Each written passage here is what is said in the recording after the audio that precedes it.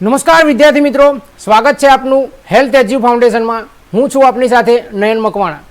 મિત્રો, આજે આપણે વાત કરવાના છીએ આરોગ્ય બેચનો વિડીયો 2 એટલે કે લેક્ચર નંબર 2। પહેલો લેક્ચર જે છે એ આપણે યુટ્યુબ ચેનલમાં આપણી અપલોડ કરેલો છે અને આપણી આ એપ્લિકેશનમાં પણ અપલોડ કરેલો છે। એમાં આપણે ખૂબ જ અગત્યના અને મહત્ત્વપૂર્ણ પ્રશ્નો જે છે એનું ડિસ્કશન કર્યું હતું મિત્રો। તો એવા જ આપણે બીજા નવા પ્રશ્નો જે છે અને ખૂબ જ સરસ મજાના અને મોસ્ટ આઈએમપી પ્રશ્નો જે છે એ આજે આપની સમક્ષ લઈને આવ્યો છું મિત્રો। તો શરૂ કરીએ છીએ મિત્રો આરોગ્ય બેચનો video number 2।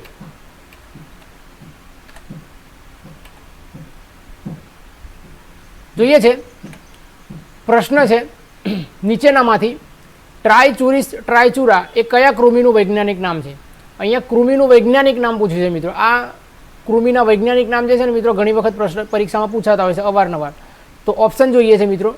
Option A hookworm, option B roundworm, option C threadworm અને ઓપ્શન ડી છે વીપ વોર્મ। તો આ ચારે ચાર કૃમિના વૈજ્ઞાનિક નામ મિત્રો પરીક્ષામાં પૂછાતા હોય છે મિત્રો। તો જોઈએ છે પહેલાં હુકવોર્મનું નામ આપણે સ્ટેપ બાય સ્ટેપ સમજીએ, ત્યારબાદ ચારે ચાર કૃમિના આપણે વૈજ્ઞાનિક નામ જે છે એક એક જાણી લઈએ મિત્રો। સૌથી પહેલાં વાત કરીએ હુકવોર્મ। તો હુકવોર્મનું વૈજ્ઞાનિક નામ છે મિત્રો એન્કાઇલોસ્ટોમા ડિયોડિનાલ। એન્કાઇલોસ્ટોમા ડિયોડિનાલ, બરાબર છે। આ કોનું વૈજ્ઞાનિક નામ છે? તો હુકવોર્મનું વૈજ્ઞાનિક નામ એન્કાઇલોસ્ટોમા ડિયોડિનાલ છે। ત્યારબાદ રાઉન્ડ વોર્મની વૈજ્ઞાનિક નામ જે છે એસ્કેરિસ લુમ્બ્રિકોઇડ। શું છે મિત્રો? એસ્કેરિસ લુમ્બ્રિકોઇડ્સ જોઈએ છે, અહીંયા લખું છું એસ્કેરિસ લુમ્બ્રિકોઇડ્સ, બરાબર। અને થ્રેડ વોર્મનું વૈજ્ઞાનિક નામ છે મિત્રો એન્ટ્રોબાયસ વર્મિક્યુલારિસ। શું? એન્ટ્રોબાયસ વર્મિક્યુલારિસ, એન્ટ્રોબાયસ વર્મિક્યુલારિસ। અને વીપ વોર્મનું વૈજ્ઞાનિક નામ જે છે એ આ ટ્રાઇચુરા, બરાબર છે। હુકવોર્મનું વૈજ્ઞાનિક નામ છે એન્કાઇલોસ્ટોમા ડિયોડિનાલ, રાઉન્ડ વોર્મનું વૈજ્ઞાનિક નામ છે એસ્કેરિસ લુમ્બ્રિકોઇડ્સ, થ્રેડ વોર્મનું વૈજ્ઞાનિક નામ છે એન્ટ્રોબાયસ વર્મિક્યુલારિસ અને વીપ વોર્મનું વૈજ્ઞાનિક નામ છે મિત્રો ટ્રાઇચુરા। માટે આપણો સાચો જવાબ શું રહેશે મિત્રો? વીપ વોર્મ, બરાબર છે। અહીંયા ચાર કૃમિના અલગ અલગ નામ વૈજ્ઞાનિક નામ જે છે મિત્રો આપણે અહીંયા કવર કરી લીધા છે। જોઈએ છે નેક્સ્ટ પ્રશ્ન છે નીચેનામાંથી નિમેટોડ કૃમિનું ઉદાહરણ જણાવો। આ પણ મિત્રો કૃમિને લગતો પ્રશ્ન છે। કૃમિના અહીંયા નિમેટોડ કૃમિ, અહીંયા સૌથી પહેલાં વાત કરીએ તો કૃમિ જે છે મિત્રો બે પ્રકાર છે, નિમેટોડ કૃમિ અને સિસ્ટોડ કૃમિ। કૃમિના પ્રમાણે બે પ્રકાર પડતા હોય છે। પહેલો પ્રકાર છે નિમેટોડ કૃમિ અને સિસ્ટોડ કૃમિ। આપણે અહીંયા શું જાણવાનું છે? નિમેટોડ કૃમિના ઉદાહરણ એટલે કે ઓપ્શનમાંથી કયા કયા ઉદાહરણ જે છે એ નિમેટોડ કૃમિના છે એ આપણે શોધવાના છે। તો જોઈએ છે ઓપ્શન એ અંકુશ કૃમિ, ઓપ્શન બી સૂત્રકૃમિ, ઓપ્શન સી ટીનિયા સજાઇનાટા અને ઓપ્શન ડી એ અને બી બંને। તો અહીંયા વાત કરીએ મિત્રો અંકુશ કૃમિ જે છે એ નિમેટોડ કૃમિનું ઉદાહરણ છે, એટલે કે નિમેટોડ કૃમિ છે, બરાબર। સૂત્રકૃમિ એ પણ નિમેટોડ કૃમિ છે, બરાબર। અને આ ટીનિયા સજાઇનાટા જે છે એ નિમેટોડ કૃમિનું ઉદાહરણ નથી। ટીનિયા સજાઇનાટા છે એનું ઉદાહરણ છે મિત્રો તો સિસ્ટોડ કૃમિનું ઉદાહરણ છે। માટે આપણો સાચો જવાબ શું આવશે? એ અને બી બંને, એટલે સાચો જવાબ છે આપણો ડી, એ અને બી બંને, બરાબર છે। નેક્સ્ટ પ્રશ્ન જોઈએ છે મિત્રો। પ્રશ્ન છે કેફેટેરિયા સિદ્ધાંત શાના માટે છે? એટલે કે કેફેટેરિયા સિદ્ધાંત જે છે એ શાના માટે આપેલો છે? આ પણ એક અગત્યનો પ્રશ્ન જ છે મિત્રો।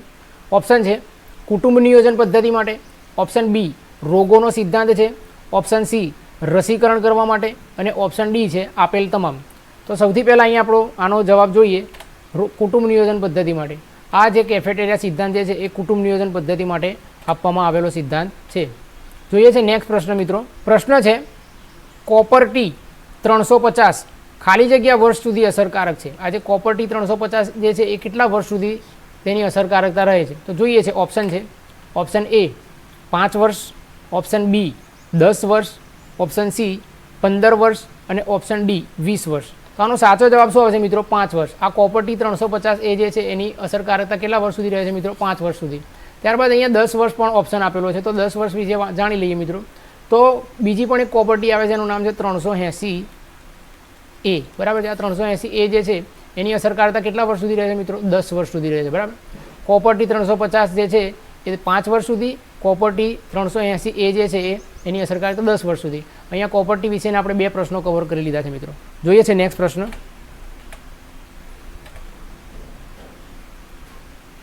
કુટુંબ કલ્યાણ કાર્યક્રમ ક્યારે આવ્યો? કુટુંબ કલ્યાણ કાર્યક્રમ જે છે ક્યારે આવ્યો તો જોઈએ આપણે મિત્રો. ઓપ્શન છે option A 1975, option B 1951, option C 1977 અને ઓપ્શન ડી 1952. તો આપણો સાચો જવાબ પહેલાં જાણી લઈએ મિત્રો. 1977માં જે છે એ આ કુટુંબ કલ્યાણ કાર્યક્રમ આવ્યો હતો. બરાબર. હવે અહીંયા બીજી એક વાત કરું મિત્રો તમને કે 1951માં, તો 1951માં રાષ્ટ્રીય કુટુંબ નિયોજન કાર્યક્રમ આવ્યો હતો. કયો કાર્યક્રમ આવ્યો હતો મિત્રો? રાષ્ટ્રીય કુટુંબ નિયોજન કાર્યક્રમ. તેને આપણે શું કહીએ છીએ ઇંગ્લિશમાં, અંગ્રેજીમાં નેશનલ ફેમિલી પ્લાનિંગ પ્રોગ્રામ પણ કહીએ છીએ. બરાબર છે, નેશનલ ફેમિલી પ્લાનિંગ પ્રોગ્રામ. બરાબર છે. કુટુંબ કલ્યાણ કાર્યક્રમ જે છે 1977માં આવ્યો અને આ નેશનલ ફેમિલી પ્લાનિંગ પ્રોગ્રામ એટલે કે રાષ્ટ્રીય કુટુંબ નિયોજન કાર્યક્રમ જે છે એ ક્યારે આવ્યો તો 1951માં. 1951માં બન્યો હતો મિત્રો.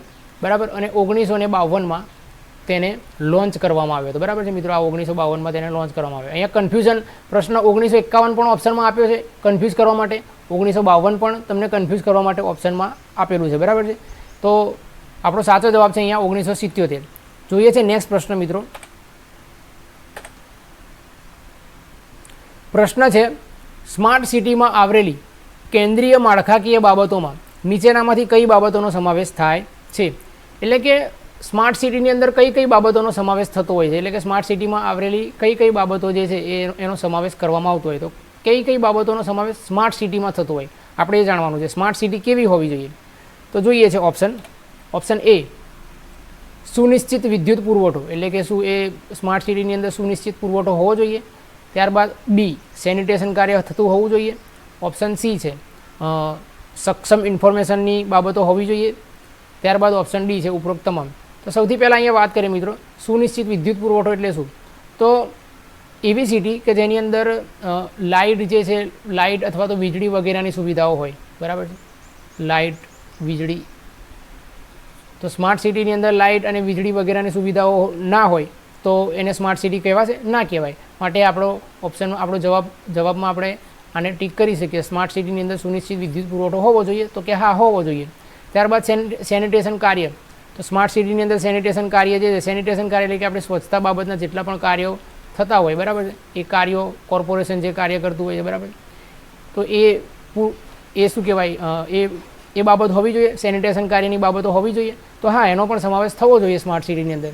સેનિટેશન કાર્ય થતું ના હોય તો તેને આપણે સ્માર્ટ સિટી કહીશું નહીં. બરાબર છે. ત્યારબાદ સક્ષમ ઇન્ફોર્મેશન એટલે કે ટેકનોલોજીની બાબતમાં પણ તે સિટીની અંદર ઘણી બધી ટેકનોલોજીની બાબતે પણ સિટી જે છે એ આગળ હોવું જોઈએ. એટલે કે ટેકનોલોજીની પણ જાણકારી હોવી જોઈએ એ સિટીને. બરાબર છે. તો હા ટેકનોલોજીની બાબતમાં પણ તે આગળ હોવું જોઈએ. તેને આપણે શું કહીશું અહીંયા મિત્રો? Smart city. માત્ર આપણો અહીંયા એ બી અને સી ત્રણેય આપણો જવાબ આવશે. માત્ર આપણો જવાબ છે ઉપરોક્ત તમામ. આ ત્રણ બાબતો જે છે એ સ્માર્ટ સિટીની અંદર એટલે કે સ્માર્ટ સિટીમાં આવરેલી જે કેન્દ્રીય માળખાકીય બાબતો છે એનો સમાવેશ આ ત્રણ બાબતોનો સમાવેશ એમાં થતો હોય છે. બરાબર. જોઈએ છે નેક્સ્ટ પ્રશ્ન મિત્રો. પ્રશ્ન છે the national green tribunal act એટલે કે રાષ્ટ્રીય હરિત અધિકરણ કાયદો ક્યારે અમલમાં આવ્યો? રાષ્ટ્રીય હરિત અધિકરણ કાયદો એટલે કે the national green tribunal act જે છે એ ક્યારે અમલમાં આવ્યો? ઓપ્શન જોઈએ છે મિત્રો 2008, 2009, 2010 અને 2011. તો સાચો જવાબ આવશે મિત્રો 2010. 2010માં જે છે એ આ ગ્રીન ટ્રિબ્યુનલ એક્ટ જે છે એ અમલમાં આવ્યો હતો. નેક્સ્ટ પ્રશ્ન જોઈએ.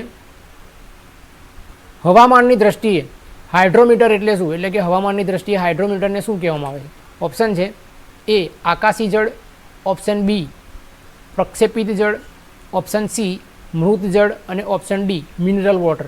તો આપણો સાચો જવાબ શું આવશે મિત્રો? અહીંયા આકાશી જળ. આકાશી જળને એટલે કે આકાશમાં રહેલું જે પાણી જે છે એને હવામાનની દ્રષ્ટિએ શું કહેવામાં આવશે મિત્રો? હાઇડ્રોમીટર કહેવામાં આવે છે. બરાબર છે, હાઇડ્રોમીટર કહે છે. બરાબર. જોઈએ છે નેક્સ્ટ પ્રશ્ન મિત્રો.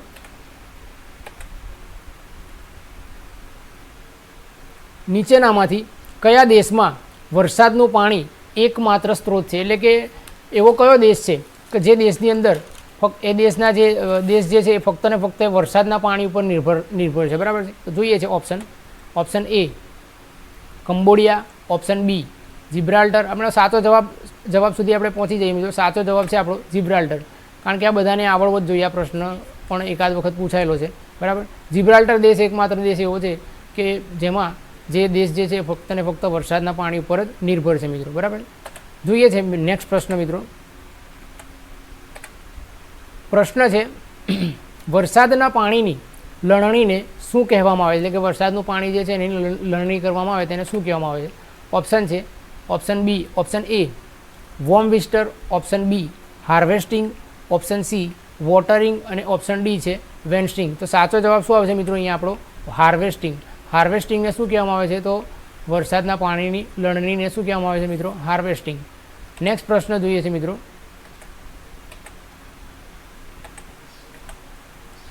પ્રશ્ન છે નીચેનામાંથી સ્લો સેન્ડ ફિલ્ટરની રેતીની સાઇઝ કઈ છે.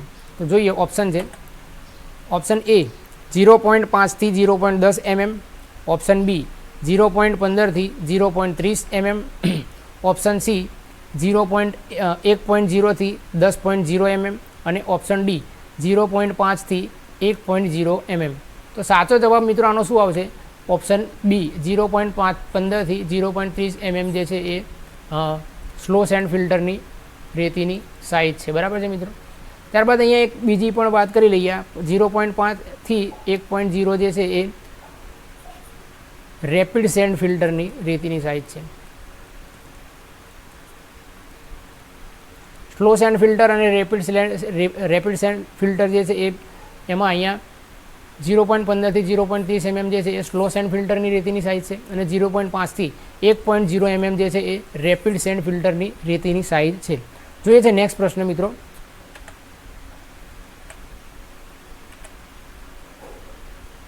પ્રશ્ન છે એનએલસીપી એટલે કે નેશનલ લેપ્રસી કંટ્રોલ પ્રોગ્રામ ક્યારે આવ્યો. તો નેશનલ લેપ્રસી કંટ્રોલ પ્રોગ્રામ જે છે ક્યારે આવ્યો હતો, તો ઓપ્શન જોઈએ આપણે.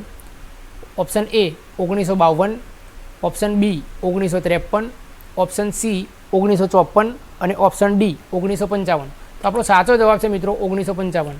1955માં આ લેપ્રસી કંટ્રોલ પ્રોગ્રામ એટલે કે નેશનલ લેપ્રસી કંટ્રોલ પ્રોગ્રામ જે છે એ આવ્યો હતો મિત્રો. હવે અહીંયા આપણે બીજો પણ એક પ્રોગ્રામની વાત કરીએ. નેશનલ લેપ્રસી કંટ્રોલ પ્રોગ્રામ 1955માં આવ્યો હતો, બરાબર છે. પરંતુ અહીંયા એનએલસીપી એટલે કે એનએલઈપીની વાત કરીએ. એનએલઈપી એટલે કે નેશનલ લેપ્રસી ઇરિગેશન પ્રોગ્રામ. તો આ નેશનલ લેપ્રસી ઇરિગેશન પ્રોગ્રામ જે છે ક્યારે આવ્યો હતો, 1983માં આવ્યો હતો. ક્યારે આવ્યો હતો મિત્રો, 1983માં. 1955માં પૂછે તો નેશનલ લેપ્રસી કંટ્રોલ પ્રોગ્રામ અને 1983 પૂછે તો નેશનલ લેપ્રસી ઇરિગેશન પ્રોગ્રામ જે છે એ આવ્યો હતો. ઇરિગેશન પ્રોગ્રામ 1983માં આવ્યો હતો, બરાબર છે. જોઈએ છે નેક્સ્ટ પ્રશ્ન મિત્રો. પ્રશ્ન છે EPI એટલે કે એક્સપાન્ડેબલ પ્રોગ્રામ ઓફ ઇમ્યુનાઇઝેશન ક્યારે આવ્યો હતો. EPI ક્યારે આવ્યો હતો જોઈએ છે ઓપ્શનમાં. Option A 1975, option B 1978, option C 1985 અને ઓપ્શન ડી 1988. તો આપણો સાચો જવાબ જે છે મિત્રો 1978 એટલે કે 1978માં આ EPI જે છે એટલે કે એક્સપાન્ડેબલ પ્રોગ્રામ ઓફ ઇમ્યુનાઇઝેશન પ્રોગ્રામ જે છે એ આ પ્રોગ્રામ અમલમાં આવ્યો હતો. ત્યારબાદ અહીંયા EPIની સાથે સાથે આપણે અહીંયા UIP પણ યાદ રાખી લઈશું મિત્રો. UIP તો UIPનું ફૂલ ફોર્મ શું થાય, યુનિવર્સલ ઇમ્યુનાઇઝેશન પ્રોગ્રામ, બરાબર. અહીંયા લખું છું મિત્રો યુનિવર્સલ ઇમ્યુનાઇઝેશન પ્રોગ્રામ, બરાબર છે. EPI પૂછે તો 1978, બરાબર. અને UIP એટલે કે યુનિવર્સલ ઇમ્યુનાઇઝેશન પ્રોગ્રામ પૂછે તો 1985 આવશે. શું આવશે, 1985. 1985માં આ UIP જે છે એ પ્રોગ્રામ UIP પ્રોગ્રામ જે છે એ આવ્યો હતો, યુનિવર્સલ ઇમ્યુનાઇઝેશન પ્રોગ્રામ, બરાબર છે. નેક્સ્ટ પ્રશ્ન જોઈએ છે.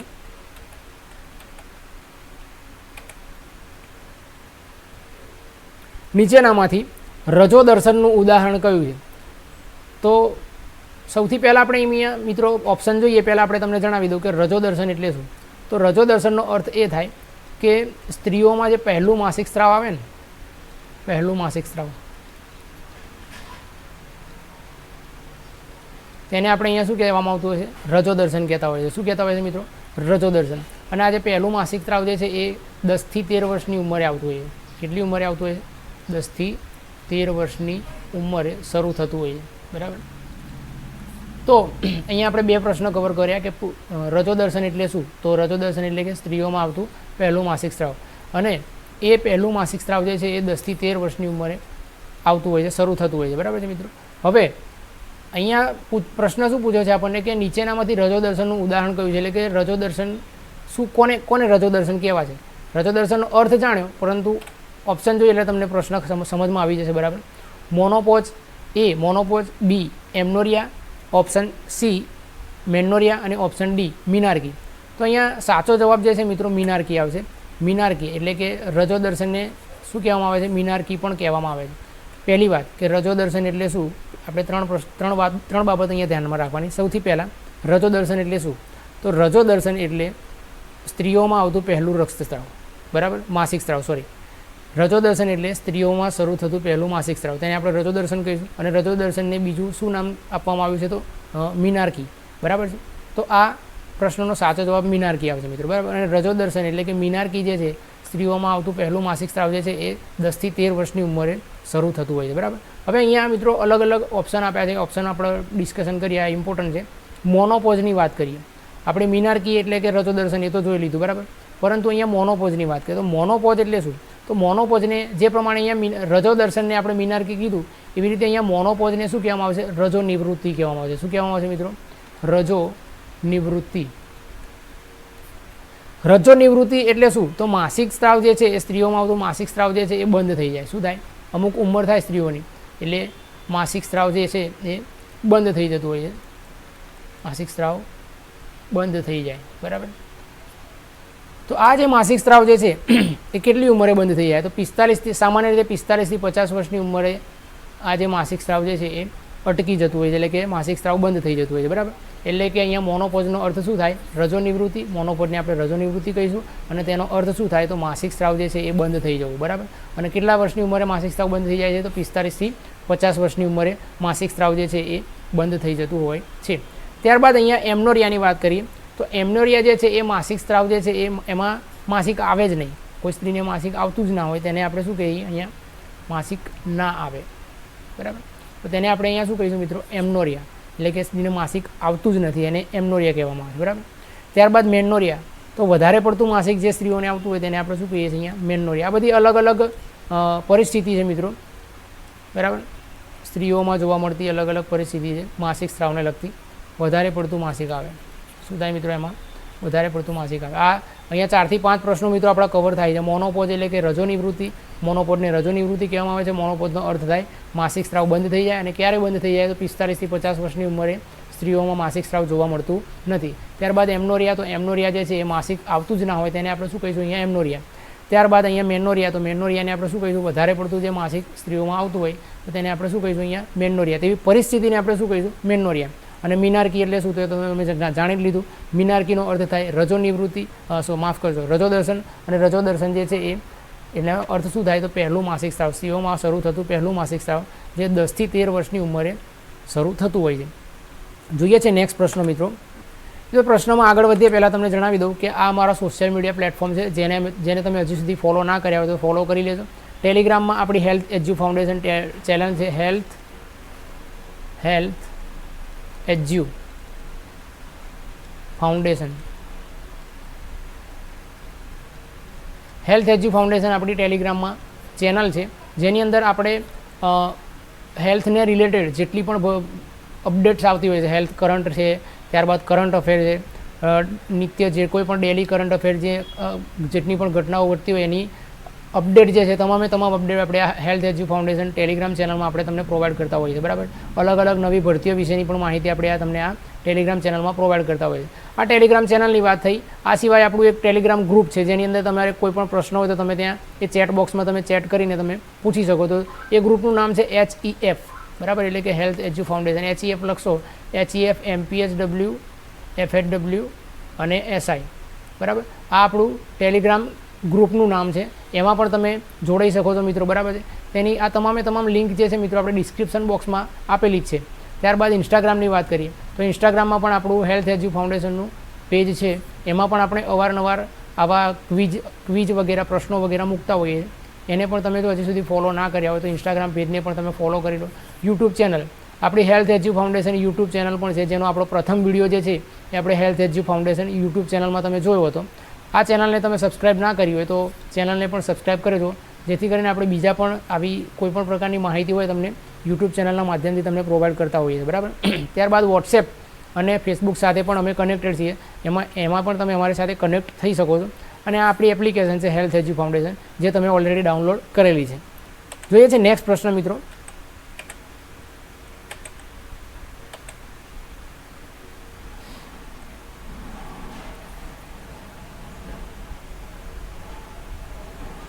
પ્રશ્ન છે, સામાન્ય રીતે ગર્ભાવસ્થા દરમિયાન સ્ત્રીઓના વજનમાં કેટલો વધારો જોવા મળે છે? એટલે કે સામાન્ય રીતે કોઈ પણ જે ગર્ભાવસ્થા દરમિયાન સ્ત્રીઓની અંદર અલગ અલગ વજનમાં જે છે વધારો જોવા મળતો હોય છે. તો જોઈએ છે, 1 મિનિટ હું જરા પાણી પી લઉં.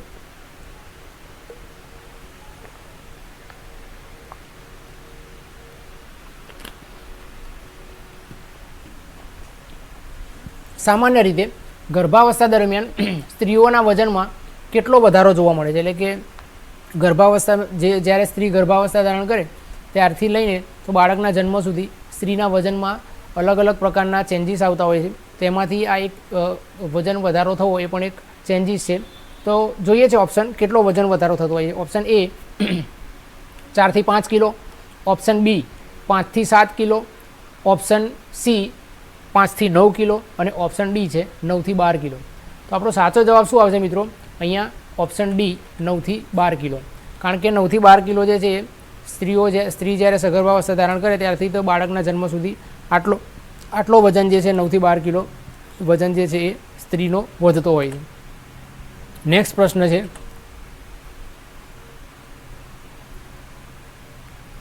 નીચેનામાંથી ડિફ્થેરિયાના બેક્ટેરિયાનું નામ જણાવો. એટલે કે ડિફ્થેરિયા રોગ જે છે એ ડિફ્થેરિયા રોગના બેક્ટેરિયાનું નામ શું છે? તો જોઈએ. ઓપ્શન છે, option A corynebacterium tetani, option B clostridium diphtheriae, option C clostridium tetani અને ઓપ્શન D છે કોરિન બેક્ટેરિયમ ડિફ્થેરી, બરાબર.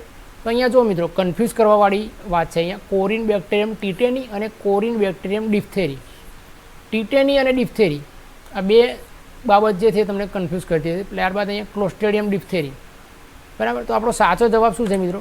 કોરિન બેક્ટેરિયમ ડિફ્થેરી. કોરિન બેક્ટેરિયમ ટીટેની નહીં આવો, બરાબર છે મિત્રો. અહીંયા આ જે છે ક્લોસ્ટ્રિડિયમ ટીટેની જે છે એ ટીટેનસ ના બેક્ટેરિયાનું નામ છે. શું કયા રોગના બેક્ટેરિયાનું નામ છે મિત્રો? તો ટીટેનસ રોગના બેક્ટેરિયાનું નામ ક્લોસ્ટ્રિડિયમ ટીટેની છે મિત્રો, બરાબર છે. માટે આપણો સાચો જવાબ શું આવશે અહીંયા? કોરિન બેક્ટેરિયમ ડિફ્થેરી. નેક્સ્ટ પ્રશ્ન જોઈએ છે મિત્રો.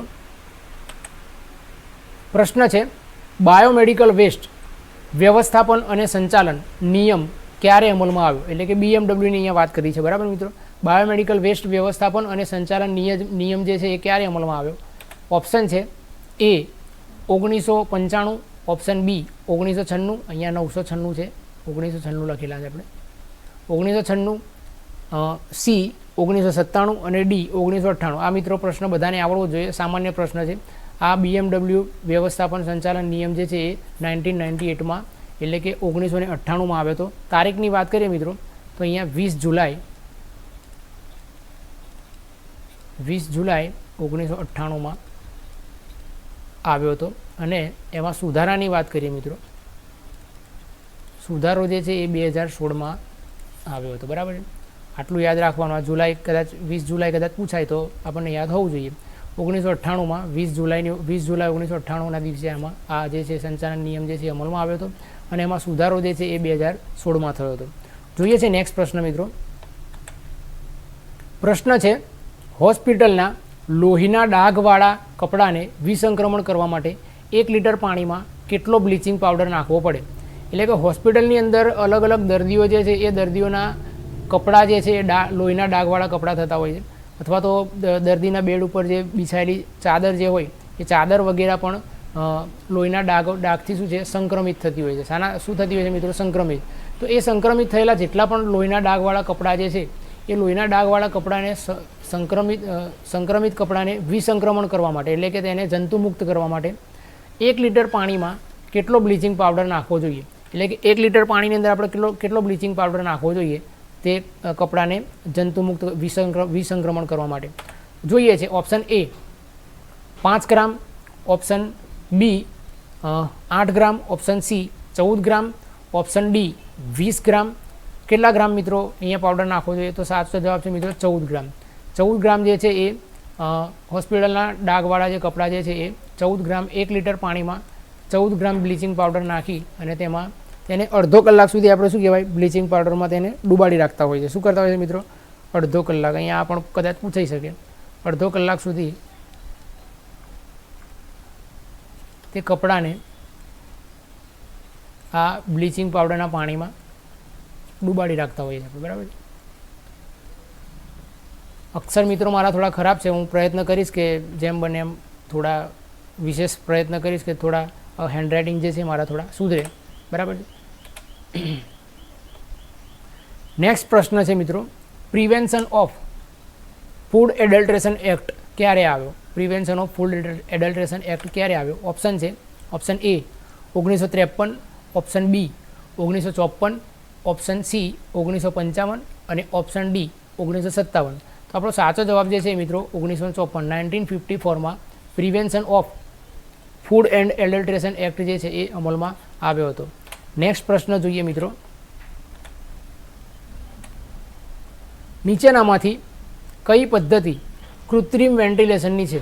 એટલે કે કૃત્રિમ વેન્ટિલેશનની કઈ પદ્ધતિ કૃત્રિમ વેન્ટિલેશનની છે? તો જોઈએ છે option A cross ventilation, option B ridge ventilation, option C cooper's ventilation અને ઓપ્શન ડી એક્ઝોસ્ટ. તો સાચો જવાબ મિત્રો આપણો શું આવશે અહીંયા? એક્ઝોસ્ટ. એક્ઝોસ્ટ જે છે એ કૃત્રિમ વેન્ટિલેશનની પદ્ધતિ છે.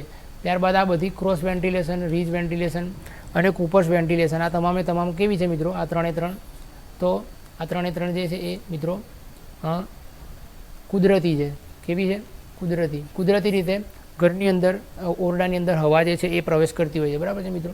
આ ક્રોસ વેન્ટિલેશન, રીજ વેન્ટિલેશન અને કૂપર્સ વેન્ટિલેશન એ આપણે અલગ અલગ એની અંદર ભણવાનું આવે છે મિત્રો. એ અલગ અલગ પદ્ધતિ છે મિત્રો, બરાબર, હવાને ઓરડાની અંદર લાવવા માટેની, બરાબર. તો આ કુદરતી રીતે હવા આ ત્રણની અંદર ક્રોસ વેન્ટિલેશનમાં, રીજ વેન્ટિલેશનમાં અને કૂપર્સ વેન્ટિલેશનમાં ઓરડાની અંદર હવા જે છે કુદરતી રીતે પ્રવેશ કરતી હોય છે, બરાબર. અને એક્ઝોસ્ટ જે છે એટલે કે એક્ઝોસ્ટ ફેન આપણે જે લગાવતા હોય છે ને હવા જે છે હવા માટેનો, તો એ કૃત્રિમ વેન્ટિલેશન છે, બરાબર છે મિત્રો. જોઈએ છે નેક્સ્ટ પ્રશ્ન. પ્રશ્ન છે, આરામદાયક ઓરડામાં હવાની અવર જવર 1 કલાકમાં કેટલી વખત થવી જોઈએ? એટલે કે આરામદાયક ઓરડો જે છે એની અંદર હવાની અવર જવર 1 કલાકમાં કેટલી વખત થવી જોઈએ? મિત્રો આ પણ પૂછાયેલો પ્રશ્ન છે મિત્રો. ઓપ્શન છે મિત્રો, ઓપ્શન એ 5 વખત, ઓપ્શન બી 10 વખત, ઓપ્શન સી 25 વખત અને ઓપ્શન ડી 30 વખત. તો આપણો સાચો જવાબ શું આવશે મિત્રો અહીંયા? ઓપ્શન બી 10 વખત. એક આરામદાયક જે ઓરડો હોય એ આરામદાયક ઓરડાની અંદર લગભગ ઓછામાં ઓછી 10 વખત તો હવાની અવર જવર જે છે એ થતી જ હોવી જોઈએ, બરાબર. હવે અહીંયા મિત્રો એક બીજી એક વાત કરું તમને કે હવાની અવર જવર તો 10 વખત થતી હોવી જોઈએ, બરાબર. પણ તો અહીંયા તાપમાનની વાત કરું તો સામાન્ય તાપમાન જે છે એ કેટલું હોવું જોઈએ ઓરડાનું? આરામદાયક ઓરડાનું સામાન્ય તાપમાન જે છે એ 70 થી 75 ફેરનહીટ તો હોવું જ જોઈએ. કેટલું? 70 થી 75 ફેરનહીટ. આટલું તાપમાન તો તેનું હોવું જ જોઈએ, બરાબર છે મિત્રો. અને એનો સાપેક્ષ ભેજ જે છે 65 થી 70% હોવો જોઈએ. કેટલો હોવો જોઈએ મિત્રો? સાપેક્ષ ભેજ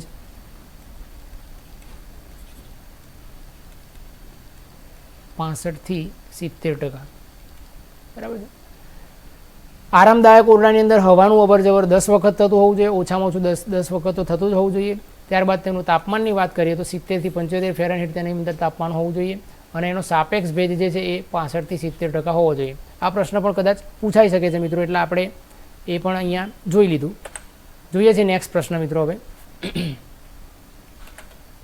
પ્રશ્ન છે 2 થી 5 લાખની વસ્તીએ પ્રતિદિન પ્રતિ વ્યક્તિ કેટલો ઘન કચરો નિર્માણ થાય છે? આ પણ બહુ મોસ્ટ આઈએમપી પ્રશ્નો છે મિત્રો.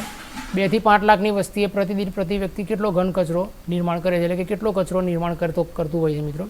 જોઈએ છે ઓપ્શન એ 100 થી 200 ગ્રામ, ઓપ્શન બી 150 થી 200 ગ્રામ, ઓપ્શન સી 300 થી 350 ગ્રામ અને ઓપ્શન ડી 400 થી 450 ગ્રામ. તો આપણો સાચો જવાબ શું આવશે મિત્રો? અહીંયા 300 થી 350 ગ્રામ જે છે એ આપણો સાચો જવાબ હશે. હવે મિત્રો અહીંયા જોઈએ અલગ અલગ વસ્તી પ્રમાણે અલગ અલગ કચરો જે છે, ઘન કચરો જે છે એ નિર્માણ પામતો હોય છે. તો સૌથી પહેલાં અહીંયા વાત કરીએ કે 0 થી 2 લાખ, 0 થી 2 લાખની વસ્તીએ 200 થી 300 ગ્રામ કચરો જે છે નિર્માણ પામતો હોય છે. કેટલો? 200 થી 300 ગ્રામ, બરાબર. ત્યારબાદ 2 થી 5 લાખની વસ્તીએ 2 થી 5 લાખની વસ્તીએ પ્રતિદિન 300 થી 350 ગ્રામ. કેટલો? 300 થી 350 ગ્રામ. ત્યારબાદ 5 થી 10 લાખ, 5 થી 10 લાખની વસ્તીએ 5 થી 10 લાખની વસ્તીએ 350 થી 400 ગ્રામ. કેટલો? 350 થી 400 ગ્રામ. ત્યારબાદ સીધું અહીંયા આપણે જોઈશું 10 લાખની વસ્તીએ. 10 લાખની વસ્તીએ કેટલો થાય? 10 લાખ એટલે કે 10 લાખ અથવા તો 10 લાખથી વધુની વસ્તીએ કેટલો કચરો નિર્માણ પામતો હોય છે? તો 400 થી 600 ગ્રામ, 400 થી 600 ગ્રામ, બરાબર. આમાંથી કોઈ પણ પ્રશ્ન હવે તમને પૂછાય ને મિત્રો તો તમને આવડવો જોઈએ. 0 થી 2 લાખની વસ્તીએ 200 થી 300 ગ્રામ. હવે આપણો પ્રશ્ન શું હતો? અહીંયા જુઓ મિત્રો, 2 થી 5 લાખની વસ્તીએ પ્રતિદિન પ્રતિ વ્યક્તિ કેટલો ઘન કચરો નિર્માણ પામે છે? 2 થી 5 લાખ, બરાબર. તો 2 થી 5 લાખ આ જોયું આપણે, 2 થી 5 લાખ, બરાબર. તો 300 થી 350 ગ્રામ, બરાબર. 5 થી 10 લાખની વસ્તી પૂછે તો 350 થી 400 ગ્રામ. 10 લાખથી વધુની વસ્તીએ પૂછે તો 400 થી 600 ગ્રામ, બરાબર છે. જોઈએ છે નેક્સ્ટ પ્રશ્ન મિત્રો. પ્રશ્ન છે નીચેનામાંથી વર્લ્ડ હેલ્થ ઓર્ગેનાઇઝેશનના પ્રથમ પ્રમુખનું નામ જણાવો. એટલે કે જે વર્લ્ડ હેલ્થ ઓર્ગેનાઇઝેશન છે આપણી WHO, એના પ્રથમ પ્રમુખ કોણ હતા? તો ઓપ્શન જોઈએ છે મિત્રો. Option A doctor Rene Sand, option B doctor Brock Chisholm અને ઓપ્શન સી એ અને બી બંને, ઓપ્શન ડી ટેડ્રોસ અધનોમ. તો અહીંયા સૌથી પહેલાં વાત કરીએ મિત્રો કે ડૉક્ટર રેને સેન્ડ અને ડૉક્ટર બ્રોક ચિસહોલમ આ બંને જે છે એ આપણા વર્લ્ડ હેલ્થ ઓર્ગેનાઇઝેશન કે WHOના પ્રથમ પ્રમુખ હતા, બરાબર. પ્રથમ પ્રમુખ ડૉક્ટર રેને સેન્ડ અને ડૉક્ટર બ્રોક ચિસહોલમ આ બંને જે છે એ પ્રથમ પ્રમુખ હતા WHOના, બરાબર. અને અહીંયા ઓપ્શન સીમાં લખ્યું છે ટેડ્રોસ અધનમ. તો આ ટેડ્રોસ અધનમ જે છે એ અત્યારના વર્તમાનના એટલે કે વર્તમાનના હાલના પ્રમુખ છે, વર્તમાનના પ્રમુખ, બરાબર. Option A doctor Rene send અને ડૉક્ટર બ્રોક ચિસહોલમ આ બંને જે છે એ પ્રથમ પ્રમુખ હતા WHOના અને ઓપ્શન સી જે છે એ વર્તમાનના પ્રમુખ છે, બરાબર છે મિત્રો.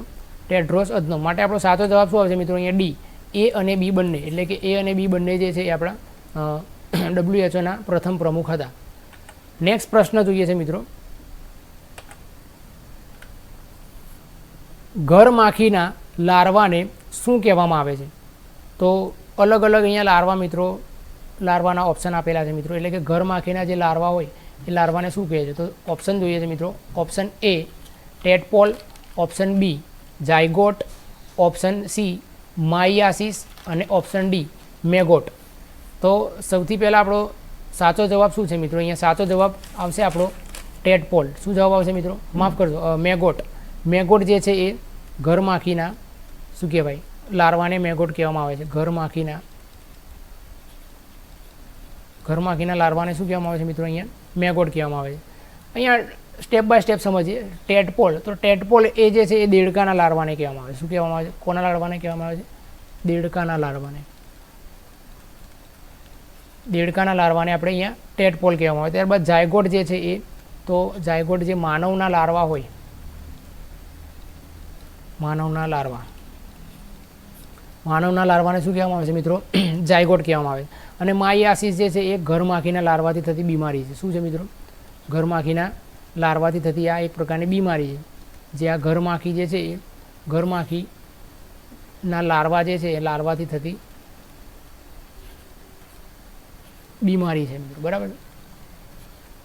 ટેડપોલ એટલે કે દેડકાના લાર્વા, જાયગોટ એટલે કે લાર્વા નહીં, સોરી માફ કરજો, ટેડપોલ એટલે કે દેડકાના લાર્વા, ઓપ્શન બી જાયગોટ એટલે કે માનવના લાર્વા, ઓપ્શન સી માયાસિસ એટલે કે બીમારી, એવી બીમારી કે જે ઘરમાખીના લાર્વાથી થતી હોય, ઘરમાખીના લાર્વાથી થતી હોય, બરાબર. અને ઓપ્શન ડી મેગોટ એટલે કે ઘરમાખીના લાર્વા. તો આપણો સાચો જવાબ ઓપ્શન ડી મેગોટ એટલે કે ઘરમાખીના લાર્વા આવશે.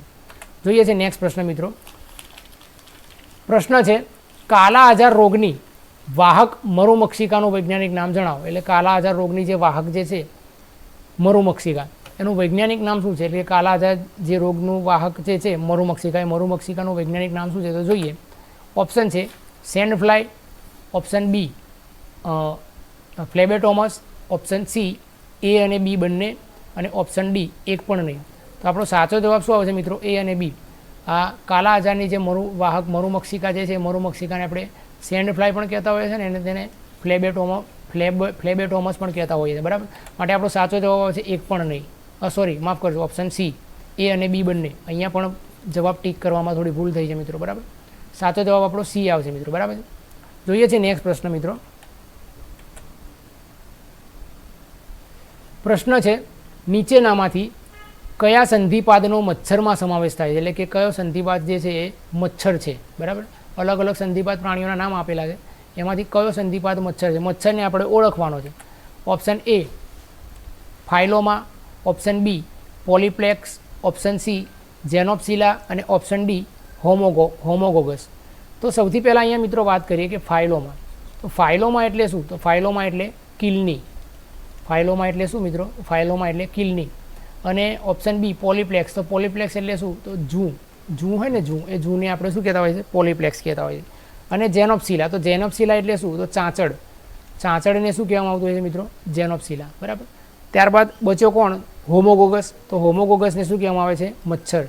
એ હોમોગોગસ એ શું છે? કોનું નામ છે? તો કે મચ્છરનું નામ છે, બરાબર. હોમોગોગસ મચ્છરને કહેવામાં આવે છે, બરાબર છે મિત્રો. જોઈએ છે નેક્સ્ટ પ્રશ્ન મિત્રો.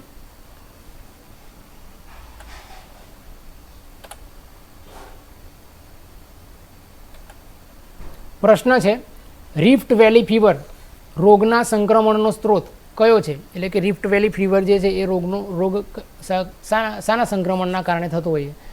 સંક્રમણનો સ્ત્રોત કયો છે એમ જોઈએ છે. ઓપ્શન છે એ વાંદરો, ઓપ્શન બી પોપટ, ઓપ્શન સી ઊંટ અને ઓપ્શન ડી જંગલી પક્ષીઓ. તો સૌથી પહેલાં વાત કરીએ મિત્રો આ વાંદરો.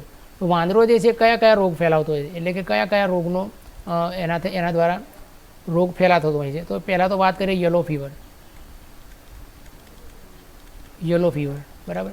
ત્યારબાદ ક્યાસાનુસાર ફોરેસ્ટ ડિઝીઝ જે છે, આવા બધા રોગ જે છે એ વાંદરા દ્વારા ફેલાતા હોય છે. ક્યાસાનુસાર ફોરેસ્ટ ડિઝીઝ, બરાબર. અને પોપટ દ્વારા કયો રોગ ફેલાતો હોય? તો પોપટ દ્વારા જેઈ એટલે કે જાપાનીઝ એન્સેફલાઇટિસ. આ બહુ ખૂબ જ અગત્યની વાત છે મિત્રો, આ પૂછાઈ શકે છે. વાંદરાની અંદરથી વાંદરો જે છે કયા રોગનો સંક્રમણ છે, કયા રોગનો સંક્રમણનો સ્ત્રોત છે? તો યલો ફીવર અને ક્યાસાનુસાર ફોરેસ્ટ ડિઝીઝ. ત્યારબાદ પોપટ, તો જેઈ એટલે કે જાપાનીઝ એન્સેફલાઇટિસ, જે આપણે જેઈ જે છે એ પોપટ દ્વારા જે છે જેઈ રોગ જે છે ફેલાવવામાં આવતો હોય છે. ત્યારબાદ ઓપ્શન સી છે ઊંટ દ્વારા. ઊંટ કયો રોગ ફેલાવે છે? તો ઊંટ જે છે એ રિફ્ટ વેલી ફીવર ફેલાવે છે. કયો રોગ ફેલાવે છે મિત્રો? રિફ્ટ વેલી ફીવર. આ ખૂબ જ અગત્યની માહિતી છે મિત્રો. ત્યારબાદ જંગલી પક્ષીઓ. તો જંગલી પક્ષીઓ જે છે એ મ્યુરે વેલી નામનો રોગ ફેલાવતા હોય છે. મ્યુરે વેલી ફીવર, બરાબર. તો આપણો સાચો જવાબ શું આવશે મિત્રો? રિફ્ટ વેલી ફીવર. એનો સાચો જવાબ શું આવશે મિત્રો? ઊંટ દ્વારા જે છે એ આ રિફ્ટ વેલી ફીવર જે રોગ જે છે એનો સંક્રમણ થતો હોય છે, બરાબર. ઓપ્શન સી આપણો સાચો જવાબ રહેશે મિત્રો. નેક્સ્ટ પ્રશ્ન જોઈએ છે મિત્રો.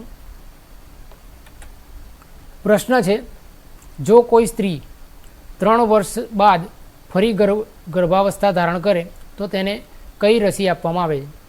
એટલે કે કોઈપણ સ્ત્રી જે છે પહેલાં પ્રથમ ગર્ભાવસ્થા ધારણ કર્યા બાદ એટલે કે પહેલી ડિલિવરી બાદ 3 વર્ષની અંદર ફરીથી ગર્ભાવસ્થા ધારણ કરે છે તો તેને કઈ રસી આપવામાં આવે છે? જોઈએ છે, અગત્યનો પ્રશ્ન છે મિત્રો. ઓપ્શન એ ફક્ત TD1, ઓપ્શન બી ફક્ત TD2, ઓપ્શન સી ફક્ત TD બુસ્ટર અને ઓપ્શન ડી છે TD1 અને TD2. તો સૌથી પહેલાં અહીંયા મિત્રો વાત કરીએ કે આ TD1 જે છે એ સગર્ભાવસ્થા એ આપણે પહેલાં જવાબ જોઈ લઈએ, પછી આ એક ઓપ્શનને આપણે અહીંયા ડિસ્કશન કરીશું. જવાબ મિત્રો આપણો શું આવે છે? TD1 અને TD2. કારણ કે જો કોઈ સ્ત્રી જે છે એ 3 વર્ષ બાદ ફરીથી જો સગર્ભાવસ્થા ધારણ કરે તો તેને આપણે TD1 અને TD2નો બુસ્ટર જે છે એ ફરીથી શરૂઆત કરતા હોઈએ છીએ, આપણે રસીકરણ ફરીથી શરૂ કરતા હોઈએ છીએ. બરાબર છે મિત્રો? માટે આપણો સાચો જવાબ હશે TD1 અને TD2. પરંતુ 3 વર્ષની પહેલાં એટલે કે 3 વર્ષની અંદર જો કોઈ પણ સ્ત્રી જે સગર્ભાવસ્થા ધારણ કરે તો તેને આપણે શું કયો ડોઝ આપીશું મિત્રો? ફક્ત TD બુસ્ટર આપીશું. 3 વર્ષની અંદર ફરીથી જો સગર્ભાવસ્થા ધારણ કરે, 3 વર્ષ થયા ના હોય અને 3 વર્ષની અંદર ફરીથી જો સગર્ભાવસ્થા ધારણ કરે તો આપણે તેને ફક્ત TD બુસ્ટરનો ડોઝ આપીશું. બરાબર? પરંતુ 3 વર્ષ બાદ જો ફરીથી સગર્ભાવસ્થા ધારણ કરે તો એને TD1થી શરૂઆત કરવાની હોય છે મિત્રો. TD1થી ફરીથી તમામ રસીઓ જે છે એ સગર્ભા સ્ત્રીએ જે લેવાની હોય છે. હવે TD1ની વાત કરીએ, ફક્ત TD1 એ તો નહીં આવે, ફક્ત TD2 એ પણ નહીં આવે. બરાબર? હવે અહીંયા TD1 લખેલું છે તો TD1 જે છે એ ક્યારે આપવામાં આવે છે? તો જ્યારે સગર્ભાવસ્થા ધારણ કરી હોય, સગર્ભાવસ્થા સ્ત્રીને ખબર પડે, જાણ થાય એટલે વહેલામાં વહેલી તકે આ TD1 બુસ્ટર જે છે આપણે આપી દેવાની હોય છે. વહેલી તકે સામાન્ય રીતે વાત કરીએ તો 3 થી 4 મહિનાની અંદર આપી દેવાની હોય છે. બરાબર? પરંતુ જેમ બને વહેલી લેવી જોઈએ TD1. બરાબર? અને TD2 એટલે કે TDનો બીજો ડોઝ જે છે એ TD1 લઈ એના 28 દિવસ બાદ આપવામાં આવે છે. TD1ના 28 દિવસ બાદ.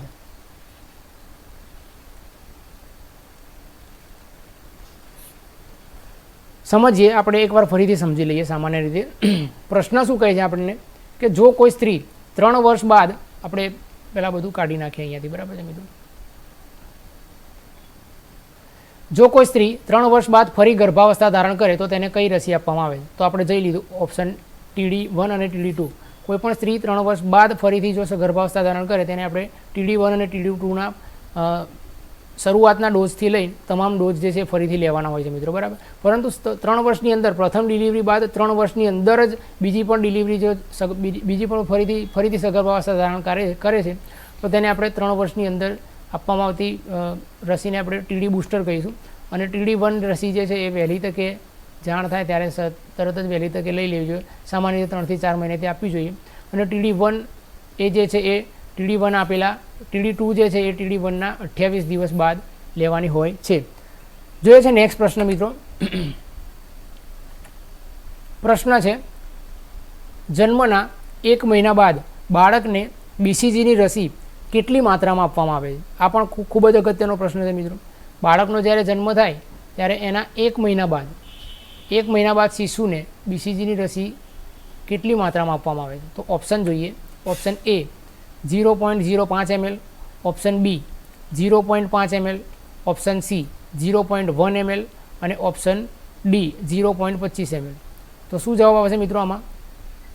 ઓપ્શન એ 0.5 ml જે છે એ ક્યારે આપવામાં આવે? તો જન્મના 1 મહિના સુધી હોય, જન્મના 1 મહિના સુધી 0.05 ml, જન્મના 1 મહિના સુધી. બરાબર? અને જન્મના 1 મહિના બાદ જો રસી આપવી હોય તો 0.1 ml.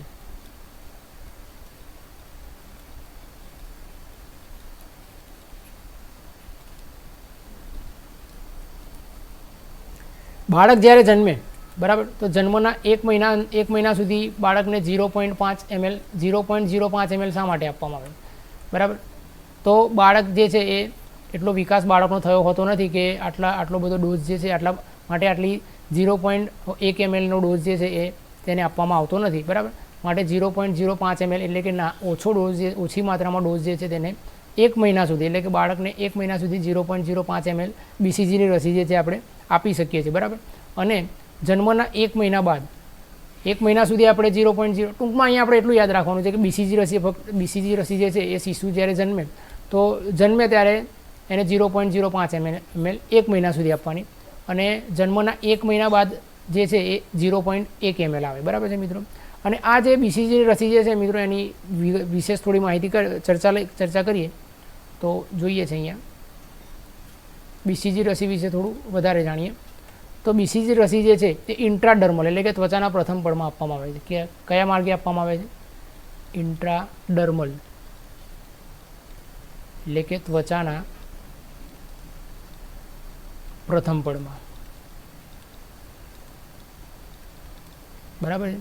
અને 15 ડિગ્રી એટલે કે ત્વચાનો 15 ડિગ્રી જે સોય રાખીને આપવામાં આવે તેને આપણે શું કહીશું મિત્રો? ઇન્ટ્રાડર્મલ. એટલે કે આ BCG રસી જે છે એ ઇન્ટ્રાડર્મલ માર્ગે બાળકને આપવામાં આવતી હોય છે, બરાબર છે. જોઈએ છે નેક્સ્ટ પ્રશ્ન મિત્રો.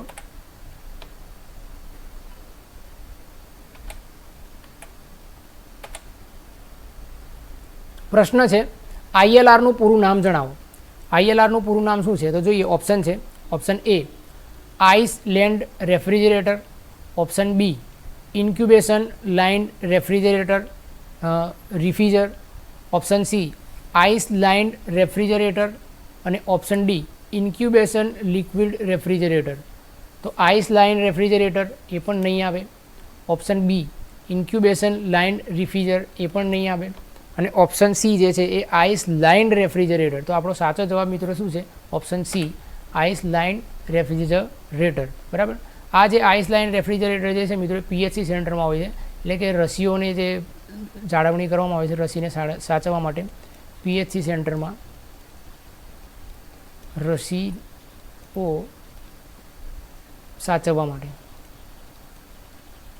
રસીઓ સાચવવા માટે આ PHC સેન્ટરમાં મિત્રો આપેલું હોય છે.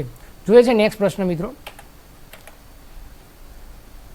પ્રશ્ન છે નીચેનામાંથી ઓપન વાયલ પોલિસી લાગુ ના પડતી હોય તેવી રસી કઈ છે? એટલે કે નીચેનામાંથી ઓપન વાયલ પોલિસી લાગુ ના પડતી હોય તેવી રસી કઈ છે? તો સૌથી પહેલાં મિત્રો અહીંયા ઓપન વાયલ પોલિસી લાગુ પડતી હોય તેવી રસીને શું કહેવામાં આવે? ઓપન વાયલ પોલિસી લાગુ ના પડતી હોય તેવી રસીને શું કહેવામાં આવે? તો સૌથી પહેલાં તો વાત કરીએ કે ઓપન વાયલ પોલિસી લાગુ પડતી હોય તેવી રસી. ત્યારબાદ આપણે ઓપ્શન જોઈએ છે. પ્રશ્ન શું છે કે ઓપન વાયલ પોલિસી લાગુ ના પડતી હોય તેવી રસી કઈ કઈ છે?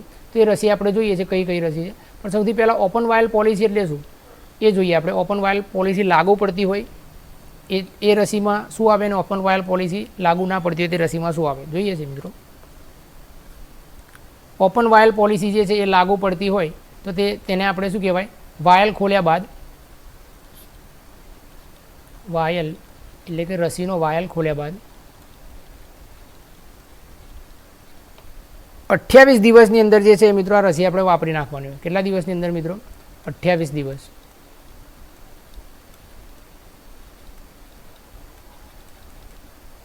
વાપરી નાખવામાં આવે, બરાબર. તેને આપણે શું કહીશું? અહીંયા ઓપન વાયલ પોલિસી લાગુ પડતી હોય તેવી રસી. અને બીજી વાત છે અહીંયા ઓપન વાયલ પોલિસી લાગુ ના પડતી રસી, બરાબર. લાગુ ના પડતી, બરાબર. તો ઓપન વાયલ પોલિસી લાગુ પડતી જોઈ લીધું. ઓપન વાયલ પોલિસી લાગુ ના પડતી હોય તો એ જે રસી જે છે વાયલ ખોલ્યાના કેટલા કલાકમાં વાપરી નાખવાની હોય છે? 4 કલાકમાં વાપરી નાખવાની છે. કેટલા કલાકમાં મિત્રો વાપરી નાખવાની? 4 કલાકમાં. લાગુ પડતી હોય એને આપણે શું કહીએ છીએ મિત્રો? તો 28 દિવસની અંદર જે આ જે રસી જે છે વાયલ ખોલ્યાના 28 દિવસમાં તેને વાપરી નાખવાની હોય છે. અને ઓપન વાયલ પોલિસી લાગુ ના પડતી હોય તો એને 4 કલાકમાં જે છે એ આપણે મિત્રો વાપરી નાખવાની હોય છે. તેવી રસીઓને આપણે લાગુ ના પડતી રસી કહેવામાં આવે છે, બરાબર. તો હવે જોઈએ છે નીચેનામાંથી ઓપન વાયલ પોલિસી લાગુ ના પડતી રસી હોય ના પડતી હોય તેવી રસી કઈ કઈ છે? તો જોઈએ. ઓપ્શન આપ્યો છે અહીંયા. DPT, option A DPT, option B BCG, option C FIP, option C DPT OPV, અને ઓપ્શન C છે BCG. તો સાચો જવાબ શું આવશે મિત્રો આપણો અહીંયા? BCG. BCG જે એવી રસી જે છે એ ઓપન વાયલ પોલિસી લાગુ પડતી નથી, બરાબર છે. જોઈએ છે નેક્સ્ટ પ્રશ્ન મિત્રો આપણે.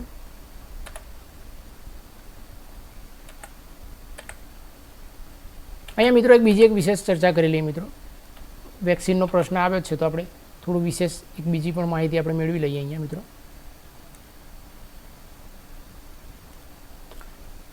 અહીંયા વાત કરીએ ઓપન વાયલ પોલિસી લાગુ પડતી રસીઓ કઈ કઈ છે. અહીંયા લખું છું લાગુ પડે, બરાબર, લાગુ પડતી, અને અહીંયા લખીએ છીએ આપણે કે લાગુ ના પડતી, બરાબર. લાગુ પડતી રસીઓ એટલે કે ઓપન વાયલ પોલિસી લાગુ પડતી અને ઓપન વાયલ પોલિસી લાગુ ના પડતી રસીઓ, બરાબર. તો સૌથી પહેલાં વાત કરીએ ઓપન વાયલ પોલિસી લાગુ પડતી રસીઓમાં. પહેલાં તો આવશે ટીડી, બરાબર, ટીડી. ત્યારબાદ છે ડીપીટી છે, ડીપીટી છે, પેન્ટાવેલેન્ટ છે, ડીપીટી છે, ટીડી છે, પેન્ટાવેલેન્ટ છે, ઓપીવી છે, ઓપીવી, અને ચોથી છે એફઆઈપીવી. આ તમામ રસીઓ જે છે મિત્રો ઓપન વાયલ પોલિસી લાગુ પડતી હોય તેવી રસીઓ છે મિત્રો, બરાબર. ત્યારબાદ લાગુ ના પડતી હોય તેવી રસી કઈ કઈ છે. તો પહેલાં તો વાત કરીએ બીસીજી. અહીંયા ઓપ્શનમાં આપણા જવાબમાં છે પહેલી જ રસી બીસીજી, બીસીજી. ત્યારબાદ એમઆર છે, રોટા છે, ત્યારબાદ જેઈ છે એટલે કે જાપાનીઝ એન્સેફલાઇટિસ. આ તમામ રસીઓ જે છે મિત્રો ઓપન વાયલ પોલિસી લાગુ ના પડતી હોય. તો ઓપન વાયલ પોલિસી લાગુ પડતી હોય તેવી રસી એક ટીડી, ડીપીટી, પેન્ટાવેલેન્ટ, ઓપીવી અને એફઆઈપીવી. ત્યારબાદ ઓપન વાયલ પોલિસી લાગુ ના પડતી હોય તેવી બીસીજી, એમઆર, રોટા અને જેઈ.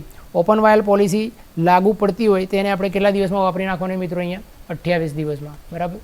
વાયલ ખોલાના 28 દિવસમાં વાપરી શકાય. અને લાગુ ના પડતી હોય તેવી જે રસીઓ જે છે આ તમામ રસીઓ આપણે વાયલ ખોલાના કેટલા કલાકમાં વાપરી નાખવાની છે? 4 કલાકમાં વાપરી નાખવાનું છે, બરાબર. આખું અહીંયા તમારે કવર થઈ ગયું મિત્રો. જોઈએ છે નેક્સ્ટ પ્રશ્ન. પ્રશ્ન છે નીચેનામાંથી ડિસ્ટિલ વોટર એ કઈ રસીનું ડાયલુન્ટ છે?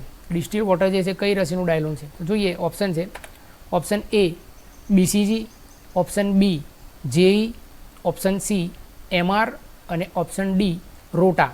તો સૌથી પહેલાં મિત્રો અહીંયા વાત કરીએ કે normal saline distil water BCG જે છે એ બીસીજીનું ડાયલોન શું છે? તો મિત્રો નોર્મલ સલાઇન, નોર્મલ સલાઇન. અને ફોસ્ફેટ બફર એ જેઈનું છે, ફોસ્ફેટ બફર. એમઆરની વાત કરીએ તો એમઆર જે છે એ ડિસ્ટિલ વોટર આવશે. શું આવશે મિત્રો? Distil water. અને રોટાની વાત કરીએ તો રોટામાં જે છે એ સાઇટ્રેટ બાયકાર્બોનેટ બફર. હા, citrate bicarbonate buffer, citrate bicarbonate.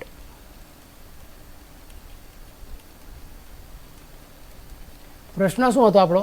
નીચેનામાંથી ડિસ્ટિલ વોટર એ કઈ રસીનું ડાયલુન્ટ છે? અહીંયા અલગ અલગ ડાયલુન્ટ આપેલા છે, બરાબર છે. તો બીસીજી રસીનું ડાયલુન્ટ જે છે એ નોર્મલ સલાઇન છે. જેઈ રસીનું ડાયલુન્ટ જે છે એ ફોસ્ફેટ બફર છે. ત્યારબાદ એમઆર રસીનું ડાયલુન્ટ જે છે એ ડિસ્ટિલ વોટર છે. માટે આપણો સાચો જવાબ શું આવશે મિત્રો? અહીંયા એમઆર રસી. અને રોટા જે છે એ રોટાનું ડાયલુન્ટ જે છે એ સાઇટ્રેટ બાયકાર્બોનેટ બફર. જોઈએ છે નેક્સ્ટ પ્રશ્ન મિત્રો. આઈએલઆરનું તાપમાન પીએચસી ઉપર કેટલી વખત માપવું ફરજિયાત છે? આઈએલઆરનું તાપમાન પીએચસી સેન્ટર ઉપર કેટલી વખત માપવું ફરજિયાત છે? જોઈએ ઓપ્શન એ 2 વખત, ઓપ્શન બી 4 વખત, ઓપ્શન સી 6 વખત અને ઓપ્શન ડી 1 વખત. તો સાચો જવાબ મિત્રો આપણો આવશે અહીંયા 2 વખત, ઓપ્શન એ, બરાબર છે. નેક્સ્ટ પ્રશ્ન જોઈએ મિત્રો. પ્રશ્ન છે સ્ત્રીઓમાં સર્વાઇકલ કેન્સર રોગ અટકાવવા માટે કઈ રસી આપવામાં આવે છે? તો જોઈએ છે મિત્રો સ્ત્રીઓમાં સર્વાઇકલ કેન્સર રોગ અટકાવવા માટે કઈ રસી આપવામાં આવે છે? જોઈએ છે option A rota, option B TD, option C TD booster અને ઓપ્શન ડી ગાર્ડાસિલ. તો આ પ્રશ્નનો જવાબ મિત્રો બધાને સામાન્ય રીતે આવડવો જોઈએ. આપણો સાચો જવાબ જે છે મિત્રો શું આવશે? Option C ગાર્ડાસિલ. ગાર્ડાસિલ રસી જે છે એ સ્ત્રીઓને સર્વાઇકલ કેન્સર માટે આપવામાં આવતી હોય છે. ક્યારે આપવામાં આવતી હોય છે? તો જોઈએ છોકરીઓને 10 થી 12 વર્ષે આપવામાં આવે છે. ક્યારે આપવામાં આવે છે મિત્રો? 10 થી 12 વર્ષે ગાર્ડાસિલની રસી આપવામાં આવે છે. ત્યારબાદ સ્ત્રીઓને 9 થી 26 વર્ષે આપવામાં આવે છે. ક્યારે આપવામાં આવે છે મિત્રો? 9 થી 26 વર્ષે. પ્રશ્ન હતો આપણો કે સ્ત્રીઓમાં સર્વાઇકલ કેન્સર રોગ અટકાવવા માટે કઈ રસી આપવામાં આવે છે? તો જોયું ઓપ્શન ડી છે ગાર્ડાસિલ, આપણો સાચો જવાબ છે. ગાર્ડાસિલ રસી જે છે એ સ્ત્રીઓમાં સર્વાઇકલ કેન્સર રોગ અટકાવવા માટે આપવામાં આવે છે. છોકરીઓને ક્યારે આપવામાં આવે છે? તો છોકરીઓને 10 થી 12 વર્ષે. આ પણ પૂછાઈ શકે છે મિત્રો પ્રશ્ન. ગાર્ડાસિલ રસી, પ્રશ્ન એમ પૂછાય કે ગાર્ડાસિલ રસી જે છે સર્વાઇકલ કેન્સરમાં આપવામાં આવતી ગાર્ડાસિલ રસી જે છે એ છોકરીઓને કઈ ઉંમરમાં આપવામાં આવે છે? તો 10 થી 12 વર્ષની ઉંમરે છોકરીઓને આપવામાં આવે છે. ત્યારબાદ સ્ત્રીઓની વાત કરીએ તો 9 થી 26 વર્ષે જે છે એ સ્ત્રીઓને આ ગાર્ડાસિલની રસી આપતા હોઈએ છીએ. જોઈએ છે નેક્સ્ટ પ્રશ્ન મિત્રો. પ્રશ્ન છે ભારતમાં યાજ રોગ કઈ સાલમાં એલિમિનેટ કરેલ છે? એટલે કે યાજ રોગ જે છે એ કઈ સાલમાં એલિમિનેટ કરેલ છે?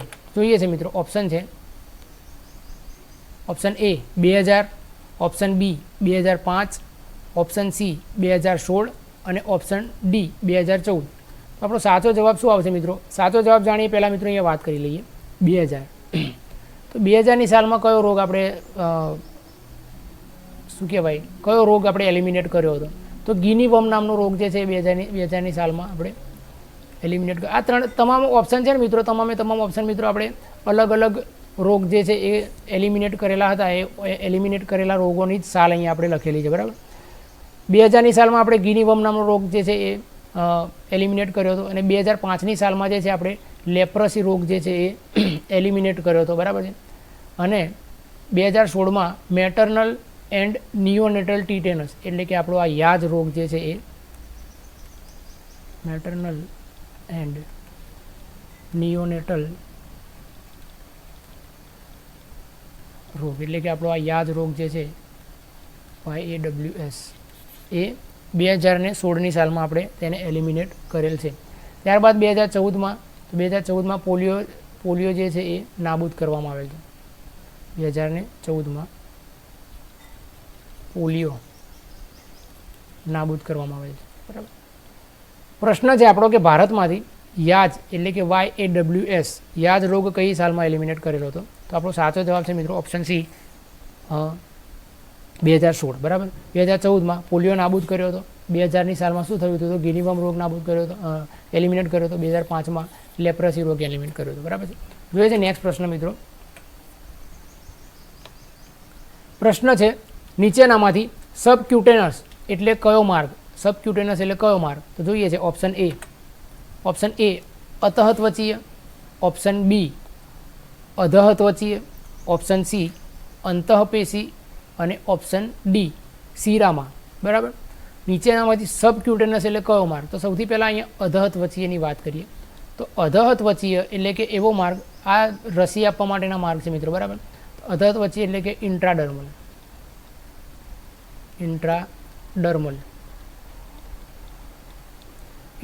એટલે કે ચામડીના ઉપરના પડમાં, બરાબર.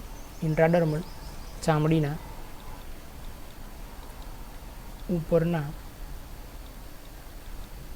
પડમાં આપવામાં આવે, બરાબર. ત્યારબાદ અધહત્વચીયની વાત કરીએ તો અધહત્વચીય જે છે એને આપણે શું કહીશું મિત્રો? અહીંયા સબક્યુટેનસ કહીશું. શું કહીશું મિત્રો?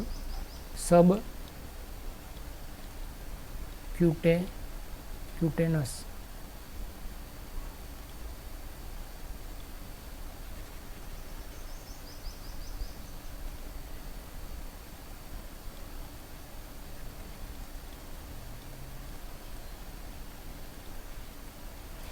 અધહત્વચીય એટલે કે આપણો સબક્યુટેનસ માર્ગ, એને આપણે શું કહીશું? ચામડીના પડની નીચે. આ ચામડીના ઉપરના પડમાં આપવામાં આવે છે, આ જે છે ચામડીના પડની નીચે આપવામાં આવે છે, પડની નીચે, બરાબર. ત્યારબાદ અંતઃપેશી. તો અંતઃપેશી એટલે કે ઇન્ટ્રામસ્ક્યુલર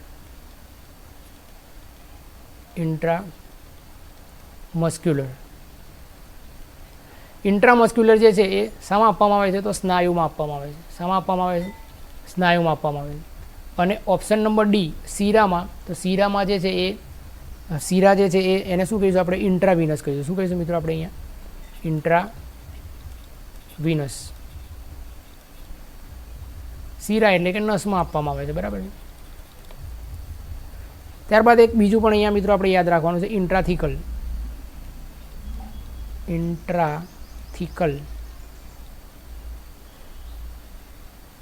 ઇન્ટ્રાથિકલ જે છે, ઇન્ટ્રાથિકલ એટલે કમરના બે મણકાની વચ્ચે જે આપવામાં આવે ને, કમરના બે મણકા વચ્ચે. જોઈએ છે પ્રશ્ન શું છે આપણો, કે નીચેનામાંથી સબક્યુટેનસ માર્ગ એટલે કયો માર્ગ, બરાબર. તો સબક્યુટેનસ માર્ગ એટલે કયો માર્ગ? તો સૌથી પહેલાં આપણે અહીંયા ડિસ્કશન કર્યું કે અંતઃત્વચીય. અંતઃત્વચીય એટલે કે ઇન્ટ્રાડર્મલ. ઇન્ટ્રાડર્મલને આપણે શું કહીશું અહીંયા મિત્રો? અંતઃત્વચીય. એટલે અંતઃત્વચીય એટલે કે કયો માર્ગ? તો ચામડીના ઉપરના પડમાં, બરાબર છે. ત્યારબાદ અધઃત્વચીય. અધઃત્વચીયને આપણે શું કહીશું? ક્યુટેનસ. તો ક્યુટેનસ એટલે કે કયો માર્ગ? તો ચામડીના પડની નીચે આપવામાં આવે, બરાબર છે. ત્યારબાદ ઓપ્શન સી છે અંતઃપેશી. તો અંતઃપેશી એટલે કે ઇન્ટ્રામસ્ક્યુલર. ઇન્ટ્રામસ્ક્યુલર એટલે કે એ કયા માર્ગમાં આપવામાં આવે છે? તો સ્નાયુમાં આપવામાં આવે છે, બરાબર. ત્યારબાદ શીરામાં. તો શીરામાં શીરામાં આપવામાં આવે એને શું કહીશું આપણે? ઇન્ટ્રાવિનસ. શીરા એટલે કે નસમાં જે આપવામાં આવે તેને આપણે ઇન્ટ્રાવિનસ કહીશું. ત્યારબાદ આપણે બીજું પણ એક યાદ રાખ્યું અહીંયા, ઇન્ટ્રાથિકલ. ઇન્ટ્રાથિકલ એટલે તો કમરના બે મણકા વચ્ચે જે આ ઇન્જેક્શન આપવામાં આવે છે. તમે ઘણીવાર જોયું હશે કે ઓપરેશન કરવાનું હોય તો ઓપરેશન કરવાનું એ દરમિયાન સ્પાઇનલ ઇન્જેક્શન આપવામાં આવે છે. તે સ્પાઇનલ ઇન્જેક્શન જે છે એ કમરના બે મણકાની વચ્ચે દર્દીને બેભાન કરવા માટે સ્પાઇનલ ઇન્જેક્શન કમરના બે મણકા વચ્ચે મિત્રો આપતા હોઈએ છીએ, બરાબર. જોઈએ છે નેક્સ્ટ પ્રશ્ન મિત્રો. પ્રશ્ન છે, નીચેનામાંથી કઈ દવા ટીબી માટેની છે, એટલે કે ટ્યુબરક્યુલોસિસ, ક્ષય માટેની દવા છે, બરાબર. જોઈએ ઓપ્શન છે, option A albendazole, option B primaquine, option C ethambutol અને ઓપ્શન ડી સિપ્રોફ્લોક્સાસિન. તો સૌથી પહેલાં અહીંયા મિત્રો આલ્બેન્ડાઝોલ વિશે વાત કરીએ તો આલ્બેન્ડાઝોલ જે છે એ કૃમિની દવા છે, તમને બધાને ખબર જ છે, બરાબર. આલ્બેન્ડાઝોલ કૃમિની દવા છે. પ્રિમાક્વિન તો મેલેરિયાની દવા છે, બરાબર. મેલેરિયા માટે આપવામાં આવતી દવા છે. ત્યારબાદ આ ઇથામ્બ્યુટોલ, એ ઇથામ્બ્યુટોલ જે છે એ ટ્યુબરક્યુલોસિસ માટેની દવા છે. શાની દવા છે મિત્રો? ટીબી એટલે કે ક્ષયમાં આપવામાં આવતી દવા છે. અને ડી સિપ્રોફ્લોક્સાસિન. સિપ્રોફ્લોક્સાસિન જે છે એ શેની દવા છે? તો ટાઇફોઇડની દવા છે. ટાઇફોઇડ રોગમાં આપવામાં આવતી દવા. પ્રશ્ન હતો કે ટીબી માટેની દવા કઈ છે? તો આલ્બેન્ડાઝોલ નહીં આવે. આલ્બેન્ડાઝોલ શાની દવા છે? તો કૃમિની દવા છે. પ્રિમાક્વિન નહીં આવે. તો પ્રિમાક્વિન શાની દવા છે? તો મેલેરિયાની દવા છે. ત્યારબાદ અહીંયા ઇથામ્બ્યુટોલ આવશે. શાની દવા છે? ઇથામ્બ્યુટોલ ટીબી એટલે કે ક્ષયની. અને ડી નહીં આવે. સિપ્રોફ્લોક્સાસિન શાની દવા છે? તો ટાઇફોઇડની. માટે આપણો સાચો જવાબ શું આવશે મિત્રો? ઓપ્શન નંબર સી ઇથામ્બ્યુટોલ, બરાબર છે. નેક્સ્ટ પ્રશ્ન જોઈએ છે મિત્રો. પ્રશ્ન છે, નીચેનામાંથી પ્રોટીનનો એકમ જણાવો. એટલે કે અલગ અલગ એકમ હોય છે મિત્રો. અહીંયા પ્રોટીન છે, ગ્લુકોઝ છે, ફેટી એસિડ છે, બરાબર. આના અલગ અલગ એકમ છે મિત્રો આપેલા હોય છે મિત્રો. જોઈએ છે ઓપ્શન શું છે મિત્રો? પ્રોટીનનો એકમ શું છે? તો glucose, B fatty acid, option C amino acid અને ઓપ્શન ડી ગ્લિસરોલ. સાચો જવાબ શું આવશે મિત્રો આપણો? નીચેનામાંથી પ્રોટીનનો એકમ. તો પ્રોટીનનો એકમ જે છે એ સાચો જવાબ આવશે મિત્રો આપણો એમિનો એસિડ.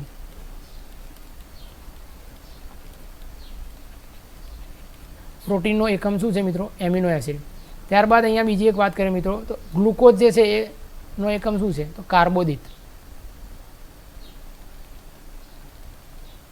કાર્બોદિત એટલે કે કાર્બોહાઈડ્રેટ.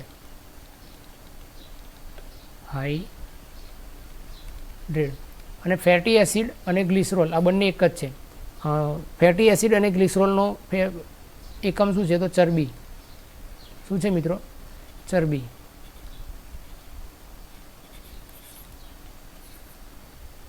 આ શું છે? પ્રોટીનનો એકમ, ચરબીનો એકમ, કાર્બોહાઈડ્રેટનો એકમ શું છે મિત્રો? બરાબર. તો જ્યારે આપણા શરીરની અંદર આ પાચન કાર્બોહાઈડ્રેટ એટલે કે કાર્બોદિત જે છે ખોરાકની અંદરથી આપણને આ કાર્બોહાઈડ્રેટ એટલે કે કાર્બોદિત મળતું હોય છે, બરાબર. તો એ કાર્બોદિત જ્યારે આપણા શરીરની અંદર પાચન થઈ જાય, પાચન થઈને નાના આંતરડાની અંદર તેનું શોષણ થતું હોય છે, બરાબર. તો પાચન થઈને નાના આંતરડામાં તેનું શોષણ થાય ત્યારે શોષણ દરમિયાન જે કોઈ પણ આપણને જેની શક્તિ, જેની ઉર્જા સ્વરૂપે આપણને જે મળતું હોય છે એને આપણે એકમ કહીએ છીએ મિત્રો, બરાબર. એની ઉર્જા એટલે કે કાર્બોહાઈડ્રેટમાંથી આપણને શું મળે છે? અંતમાં છેલ્લે કાર્બોહાઈડ્રેટમાંથી આપણને શું મળે છે? તો ગ્લુકોઝ મળતું હોય છે. શું મળતું હોય છે મિત્રો? ગ્લુકોઝ. અને એ ગ્લુકોઝનું શોષણ જે છે એ આપણા નાના આંતરડામાં થતું હોય છે. ત્યારબાદ ફેટી એસિડ. તો ફેટી એસિડ જે છે એ શું છે? તો ચરબીમાંથી મળતું હોય છે. શેમાંથી મળતું હોય છે મિત્રો? ચરબીમાંથી. ચરબી જે છે એ ચરબીવાળો ખોરાક આપણે ખાઈએ એટલે એમાંથી આપણને ચરબી મળતી હોય. તો ચરબીમાંથી છેલ્લે ચરબીનું જે પાચન થઈ જાય, ચરબીનું પાચન થયા બાદ એમાંથી આપણને શું મળતું હોય છે? ફેટી એસિડ અને ગ્લિસરોલ. ફેટી એસિડ અને ગ્લિસરોલ બંને મળતું હોય છે. એ ફેટી એસિડ અને ગ્લિસરોલ જે છે એ ચરબીના પાચન થયા બાદ નાના આંતરડાની અંદર તેનું શોષણ થતું હોય છે. બરાબર છે મિત્રો? તો ત્યારબાદ અહીંયા એમિનો એસિડ. તો પ્રોટીન જે છે એ પ્રોટીનની અંદરથી આપણને શું મળતું હોય છે? Amino acid. એટલે કે આ જેટલા પણ ખોરાકના ઘટકો છે, કાર્બોહાઈડ્રેટ, ચરબી અને પ્રોટીન, આ ખોરાકના 3 ઘટકો છે. ત્રણે 3 ઘટકોમાંથી આપણને ઉર્જા મળતી હોય છે. તો ઉર્જા સ્વરૂપે આપણને શું મળતું હોય છે? કાર્બોહાઈડ્રેટમાંથી ગ્લુકોઝ મળે, ચરબીમાંથી ફેટી એસિડ મળે અને ચરબીમાંથી ફેટી એસિડ અને ગ્લિસરોલ મળે, અને પ્રોટીનમાંથી આપણને શું મળતું હોય છે મિત્રો? Amino acid. બરાબર. અને આ તમામ એકમોનો શું થતું, નાના આંતરડામાં શું થતું હોય તો મિત્રો? શોષણ થતું હોય છે મિત્રો. બરાબર. તો માટે આપણો સાચો જવાબ શું હતો મિત્રો? Option C, amino acid. જોઈએ છે નેક્સ્ટ પ્રશ્ન મિત્રો.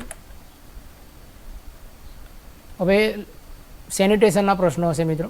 પ્રશ્ન છે કૂવાના પાડાની દિવાલની ઊંચાઈ કેટલી હોવી જોઈએ? એટલે જે કૂવાનો જે પાળો જે હોય, કૂવાની ઉપર જે પાળી બનાવેલી હોય, એ પાળીની દિવાલની ઊંચાઈ કેટલી હોવી જોઈએ? તો જોઈએ છે ઓપ્શન જોઈએ છે 15 inch, option A 15 inch, option B 17 inch, option C 20 inch અને ઓપ્શન ડી 28 ઇંચ.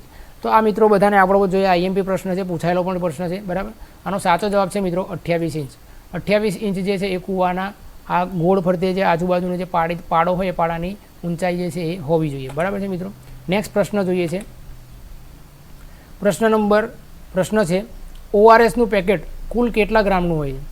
ઓઆરએસનું પેકેટ કુલ કેટલા ગ્રામનું હોય છે? ઓપ્શન છે option A 20 gram, option B 20.5 gram, option C 20.10 gram અને ઓપ્શન ડી 30 ગ્રામ. તો આપણો સાચો જવાબ શું આવશે મિત્રો? ઓપ્શન બી 20.5 ગ્રામ. ઓઆરએસનું પેકેટ જે છે કુલ 20.5 ગ્રામનું હોય છે. નેક્સ્ટ પ્રશ્ન જોઈએ છે મિત્રો. પ્રશ્ન છે ઓઆરએસના પેકેટમાં સોડિયમ ક્લોરાઇડની માત્રા જણાવો. એટલે કે ઓઆરએસના પેકેટની અંદર સોડિયમ ક્લોરાઇડ કેટલી માત્રામાં હોય છે?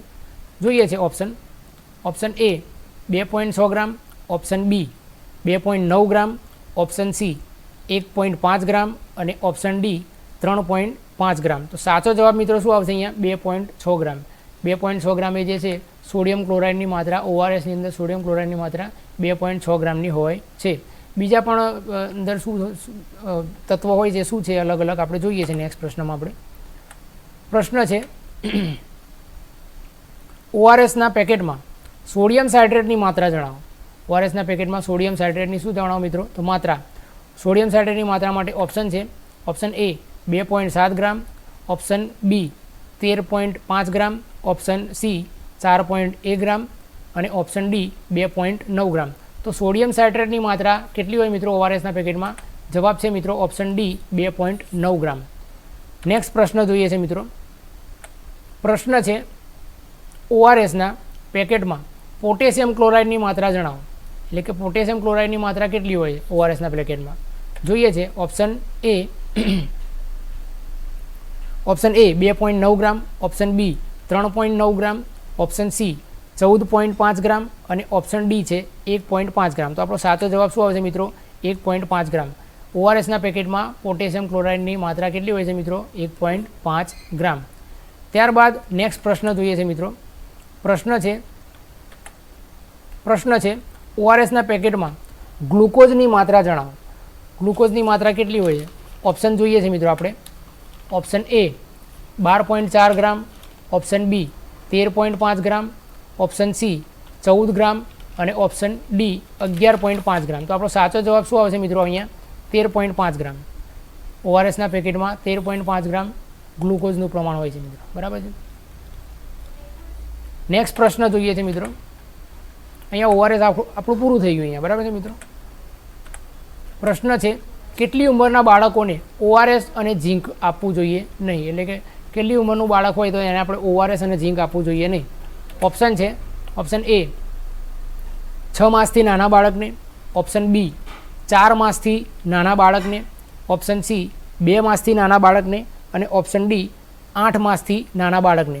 તો આપણો સાચો જવાબ શું આવશે મિત્રો? ઓપ્શન સી 2 માસથી નાના બાળકને આપણે ORS અને ઝીંક જે છે આપવું જોઈએ નહીં. 2 મહિનાથી નાનું બાળક જે હોય એને ફક્ત ને ફક્ત માતાનું દૂધ જ આપવું જોઈએ. ORS જેવી કોઈ પણ દવા જે છે દ્રવ્ય જે છે આપણે આપવું જોઈએ નહીં. માટે આપણો સાચો જવાબ છે ઓપ્શન સી. નેક્સ્ટ પ્રશ્ન જોઈએ છે મિત્રો. પ્રશ્ન છે રાષ્ટ્રીય પોષણ માસ કયા મંત્રાલય દ્વારા ઉજવવામાં આવે છે? એટલે કે કયા મંત્રાલય કયા વિભાગ દ્વારા રાષ્ટ્રીય પોષણ માસ જે છે એ ઉજવવામાં આવે છે? ઓપ્શન જોઈએ છે. ઓપ્શન એ આરોગ્ય અને પરિવાર કલ્યાણ, ઓપ્શન બી મહિલા અને બાળ વિકાસ મંત્રાલય, ઓપ્શન સી અનાજ અને જાહેર વિતરણ મંત્રાલય, ઓપ્શન ડી ગૃહ મંત્રાલય. તો આપણો સાચો જવાબ મિત્રો અહીંયા શું આવશે? મહિલા અને બાળ વિકાસ મંત્રાલય. મહિલા અને બાળ વિકાસ મંત્રાલય દ્વારા આ રાષ્ટ્રીય પોષણ માસ જે છે એ ઉજવવામાં આવે છે. નેક્સ્ટ પ્રશ્ન જોઈએ છે મિત્રો. ગર્ભાવસ્થા દરમિયાન માતાનું વજન કેટલું વધે તો તે એક સ્વસ્થ બાળકને જન્મ આપી શકે છે? એટલે કે નોર્મલી માતાનું વજન જે છે નોર્મલી કેટલું વધે તો તે સ્વસ્થ બાળકને જન્મ આપી શકે. વધારે પડતું પણ નહીં અને ઓછું પણ નહીં. તો કેટલું સામાન્ય રીતે કેટલું વજન વધવું જોઈએ કે જેથી માતા જે છે બાળકને સ્વસ્થ બાળકને જન્મ આપી શકે?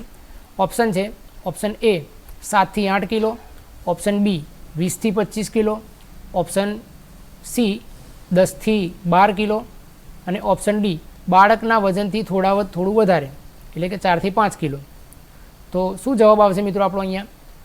પ્રશ્ન એમ છે કે ગર્ભાવસ્થા દરમિયાન માતાનું વજન કેટલું વધે તો તે એક સ્વસ્થ બાળકને, એટલે માતાનું વજન કેટલું વધે સામાન્ય રીતે કેટલું વધે તો તે સ્વસ્થ બાળકને જન્મ આપી શકે? તો આપણો સાચો જવાબ શું આવશે મિત્રો અહીંયા? Option C. બરાબર છે, 10 થી 12 કિલો. 10 થી 12 કિલો જો સામાન્ય રીતે વજન વધે 20 થી 25 કિલો વજન વધે મિત્રો તો એ શું કહેવાય? જોખમી માતા કહેવાય. બરાબર છે મિત્રો. 7 થી 8 કિલો તો એ ઓછો વજન કહેવાય. બરાબર છે મિત્રો. માટે આપણો સાચો જવાબ શું છે મિત્રો અહીંયા? 10 થી 12 કિલો. આ ઓછો પણ વધારે પડતો ઓછો પણ ના હોવો જોઈએ અને વધારે પડતો વધુ પણ ના હોવો જોઈએ. સામાન્ય રીતે 10 થી 12 કિલો હોવો જોઈએ. બરાબર. ગર્ભના વજનથી થોડો વધુ 4 થી 5 કિલો, તો ગર્ભનું વજન 4 થી 5 કિલો આ પણ ના આવે મિત્રો. બરાબર છે. સાચો જવાબ છે ઓપ્શન નંબર સી. જોઈએ છે નેક્સ્ટ પ્રશ્ન મિત્રો. પ્રશ્ન છે નીચેનામાંથી પાણીની આવશ્યકતા પ્રતિ વ્યક્તિ માટેનું કયું વિધાન અસત્ય છે? પ્રતિ વ્યક્તિ પ્રતિદિન એટલે કે પાણીની આવશ્યકતા માટે પ્રતિ વ્યક્તિ પ્રતિદિન કેટલું પાણી જે છે એ વપરાતું હોય છે? બરાબર. કેટલી જરૂરિયાત હોય છે પાણીની? તો પાણીની જરૂરિયાત બાબતનો અહીંયા આ પ્રશ્ન છે મિત્રો. જોઈએ છે ઓપ્શન એ પીવા માટે શહેરી વિસ્તારમાં 2.50 લીટર એટલે કે 2.5 લીટર અને ગ્રામ્ય વિસ્તારમાં 2.50 લીટર. ઓપ્શન બી રસોઈ બનાવવા માટે શહેરી વિસ્તારની અંદર 10 અને ગ્રામ્ય વિસ્તારની અંદર 10 લીટર. ઓપ્શન સી છે નહાવા ધોવા માટે શહેરી વિસ્તારમાં 60 લીટર અને ગ્રામ્ય વિસ્તારમાં 20 લીટર. ત્યારબાદ ઓપ્શન ડી છે સંડાસ બાથરૂમમાં શહેરી વિસ્તારની અંદર 20 લીટર અને ગ્રામ્ય વિસ્તારની અંદર 15 લીટર. પ્રશ્ન શું છે મિત્રો? આપણે એકવાર સમજીએ ફરીથી. પ્રશ્ન એમ કહે છે કે નીચેનામાંથી પાણીની આવશ્યકતા પ્રતિ વ્યક્તિ પ્રતિદિન માટેનું કયું વિધાન અસત્ય છે? એટલે કે આપણે અસત્ય એટલે કે ખોટું વિધાન શોધવાનું છે મિત્રો. બરાબર. એટલે કે પીવા માટે પાણી જે છે શહેરી વિસ્તારની અંદર જરૂરિયાત પ્રતિ વ્યક્તિ પ્રતિદિન જરૂરિયાત 2.5 લીટર અને ગ્રામ્ય વિસ્તારમાં પણ 2.50 લીટર. તો હા, વાત સાચી છે. અહીંયા શું કહેવાય? પીવા માટે શહેરી વિસ્તારમાં 2.5 લીટર અને ગ્રામ્યમાં પણ 2.5 લીટર 2.50 લીટર જે છે એ પાણી પ્રતિ વ્યક્તિ પ્રતિદિન પીતો હોય છે. બરાબર. આવશ્યકતા જરૂરિયાત હોતી હોય છે મિત્રો. બરાબર. ઓપ્શન બી છે રસોઈ બનાવવા માટે શહેરી વિસ્તારની અંદર 10 લીટર અને ગ્રામ્ય વિસ્તારની અંદર 10 લીટર. તો હા, આ પણ સાચી વાત છે. આપણે અસત્ય વિધાન શોધવાનું છે. સત્ય વિધાન આ બી એ પણ સત્ય છે, બી પણ સત્ય છે. બરાબર. ત્યારબાદ ઓપ્શન સી નહાવા ધોવા માટે શહેરી વિસ્તારના લોકો 60 લીટર પાણી યુઝ કરતા હોય છે અને ગ્રામ્ય વિસ્તારના લોકો 20 લીટર પાણી યુઝ કરતા હોય છે. હા, તો એ પણ સાચું વિધાન છે.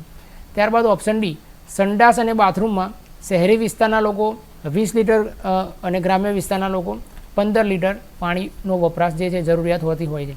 તો આ ઓપ્શન ડી જે છે એ મિત્રો સાચો જવાબ નથી.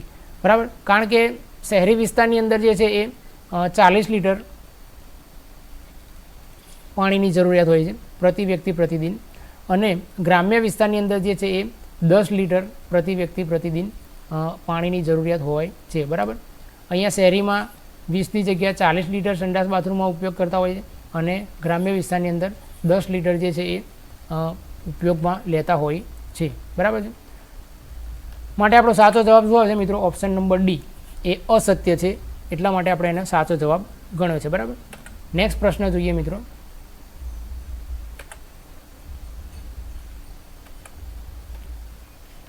આ પ્રશ્નો તમને ગમતા હોય તો મિત્રો આપણી ટેલિગ્રામ ચેનલ છે, એમાં તમે એના પ્રતિભાવ તમે એમને આપી શકો છો. ટેલિગ્રામ ચેનલમાં આપણે હેલ્થ એજ્યુ ફાઉન્ડેશન ટેલિગ્રામ ચેનલ પણ છે અને હેલ્થ એજ્યુ ફાઉન્ડેશનની ચેટ બોક્સ જે છે અહીંયા લખી દઉં છું, HEF chat box, HEF MPHW FHW FHW અને SI આપણું ચેટ બોક્સ છે ટેલિગ્રામમાં.